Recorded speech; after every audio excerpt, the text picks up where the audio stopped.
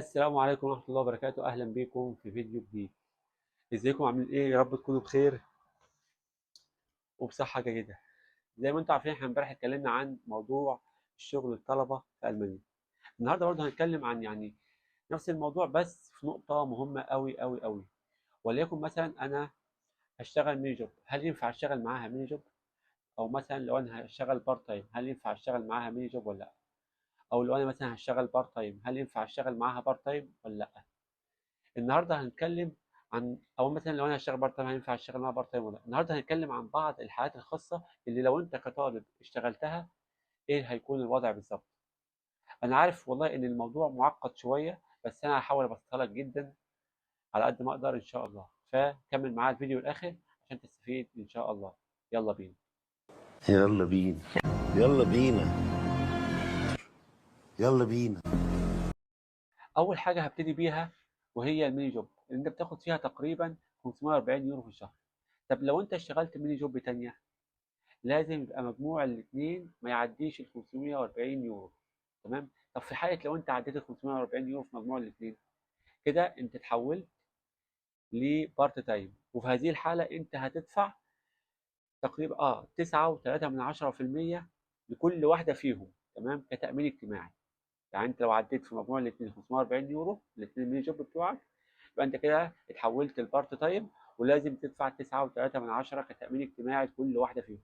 وطبعا الشركتين انت شغال فيهم ميني جوب لازم يبقى الاثنين عارفين. يعني انت مثلا انت شغال في الشركة دي وفي الشركة دي، لازم يبقى الشركة دي عارفة انك شغال في الشركة دي، والشركة دي لازم تبقى عارفة انك شغال في الشركة دي. دي أول حالة.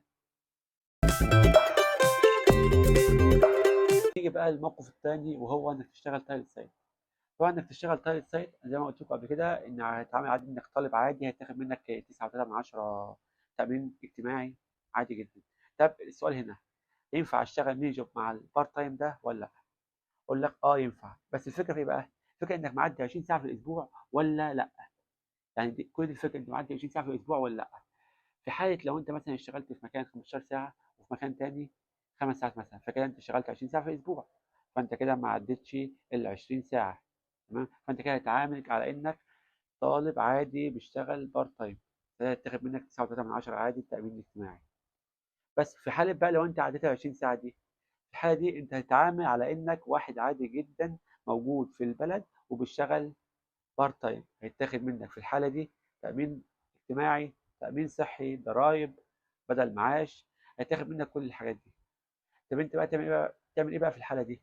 اقول لك، انت هتقول ان شغلك الاساسي اللي هو البارت تايم، هتقول ده ان شغلك الاساسي اللي هو الشويه كلاس اينس اللي هو في اقل ضرايب، وهتقول ان شغلك الميني جوب ده شغلك اللي هو الشويه كلاس 6 اللي هو بتاخد اللي هو ضرايب اكتر يعني.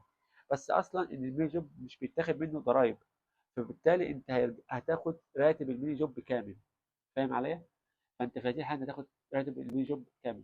يعني مثلا وليكن انت اشتغلت مثلا في مكان بارت تايم وليكن 18 ساعة أو كده أو 15 ساعة، واشتغلت مثلا ميني جوب في مكان تاني 10 ساعات، فالإجمالي 25 ساعة.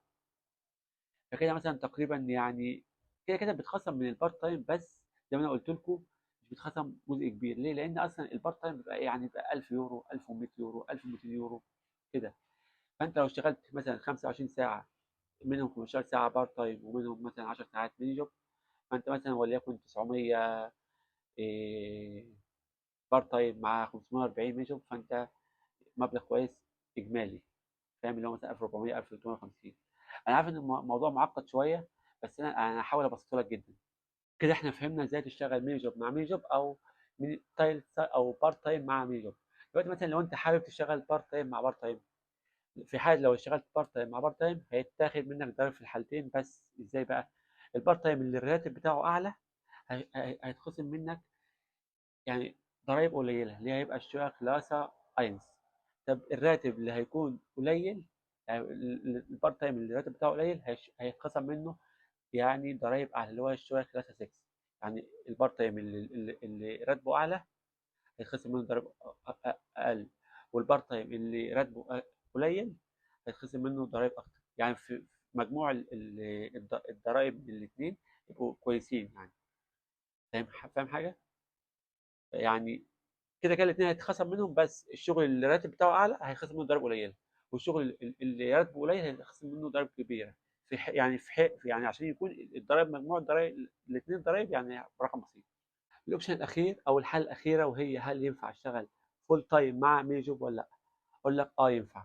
وفي هذه الحاله انت هتاخد راتبك عادي في الميني جوب كامل. يعني لو اشتغلت 20 ساعه في لو اشتغلت قصدي 40 ساعه في الشهر اللي هو الميني جوب هتاخد راتبك كامل اللي هو 540 يوم. والفول تايم هيتخصم منك الضرايب العادي.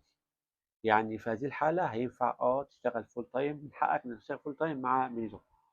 في كل بقى الحالات اللي انا قلتها ديت، الشركتين اللي انت شغال فيهم لازم يبقى الشركتين عارفين. لازم تبقى الشركه دي عارفه انك شغال في الشركه دي، والشركه دي عارفه انك شغال في الشركه دي. انا عارف ان الموضوع كان معقد شويه، وانا حاولت ابسطه لك على قد ما اقدر. فانت عندك اي سؤال بخصوص النقطه دي اكتبه لي في الكومنتات وانا هرد عليك، او اكتبه لي على الانستجرام وانا هرد عليك. ويا رب يكون الحلقه مفيده جدا ليكم، وما تنسوش تعملوا لايك وسبسكرايب وتدعمونا، واشوفكم في فيديو جديد ان شاء الله. مع السلامه.